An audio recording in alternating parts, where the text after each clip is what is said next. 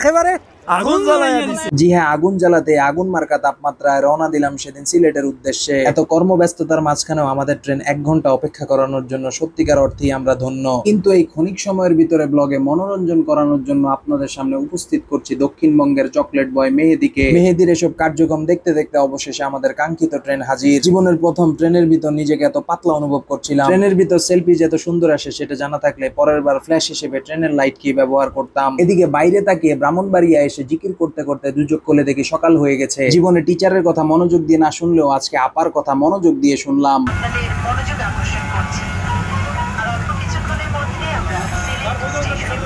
স্টেশনে নেমেই চেহারা বন্দি করতে করতে আমরা রেস্টুরেন্টে চলে গেলাম। রেস্টুরেন্টে গিয়ে আহার গ্রহণ করে অপেক্ষা না করেই আমাদের স্বপ্নের মার্সিডিজে উঠে গেলাম। সিলেটে এসব মার্সিডিজ অ্যাভেলেবল এবং সবচেয়ে রিস্কি জায়গায় আমি বসলাম ফ্রেম বন্দি করার জন্য। একটু যেতেই মালনী ছড়া নামক চা বাগানে আজকে ফটো সেশনের যাত্রা শুরু করলাম। এত জনপ্রিয়তার কারণে সবার পাংখা ছবিগুলো আমি তুলে দিলাম। হঠাৎ করে বন্ধু আবির বলে উঠলো রাসেল ভাইপার নামে এক ব্যক্তির সাথে দেখা হতে পারে এই চা বাগানে। যাক, সে কথা বাদ দিয়ে কাঠফাটা রোদে 40 কিলো পথ পাড়ি দিয়ে চলে গেলাম বিছানাকান্দিতে। এখানে এসেই একটা রিফ্রেশমেন্ট অনুভব করলাম। এই অনুভব সর্বশেষ ক্লোজ আপ দিয়ে দাঁত ব্রাশ করার পর করেছিলাম। এরপর মার্সিডিজ থেকে অতিরিক্ত দামে পার্সোনাল বোট গুলো ভাড়া নিলাম। এরপর গ্রামের চাচাতো ভাই হিসেবে পোস্ট দেওয়ার পর ব্লগার হিসেবে কয়েকটি অ্যাস্থেটিক ভিউ নিলাম। সারি সারি গাছ, দালানের মতো পাহাড়, এর উপর মেঘের হালকা উকি মারা এবং শীতল আবহাওয়া কোলাহলপূর্ণ এলাকার মানুষকেও নীরব করে দিয়েছিল।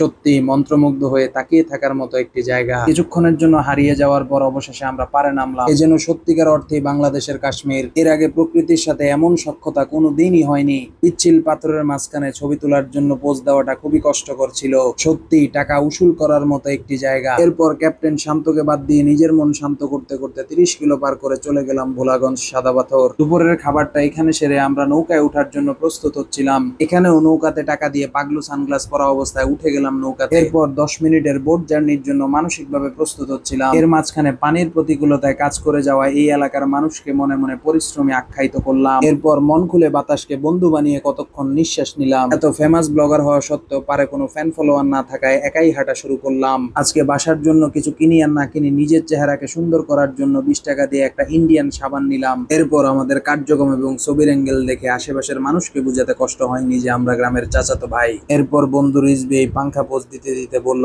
ভারতের জামাই কে কে হতে চাও? জানি অপর প্রান্ত থেকে কোনো জবাব আসবে না, তাই ক্যাপ্টেন শান্তর মতো আমরা শান্তই রয়ে গেলাম। সাদা পাথর যতটা না সুন্দর, এর থেকেও সুন্দর এর পরন্ত বিকেল। রাশি রাশি জলধারার যে নৃত্য তা বাধ্য করেছিল এই জায়গাকে জীবনের স্মরণীয় দিন করে রাখতে। অবশেষে নীরবে বসে এই দৃশ্য কিছুক্ষণ উপভোগ করলাম। এবার যাওয়ার পালা। রাতের ট্রেনে করে সূর্য মামা উঠতে না উঠতে আমরা বিমানবন্দর স্টেশনে হাজির। এ ধরনের ব্লগ দরকার হলে জাস্ট আমাকে জানাবেন, আমি তো আছি নাকি। সবাইকে বিদায় জানিয়ে আজকের ব্লগ শেষ করছি। আপনাদের আগামীর দিনগুলো হোক আরো প্রাণবন্ত।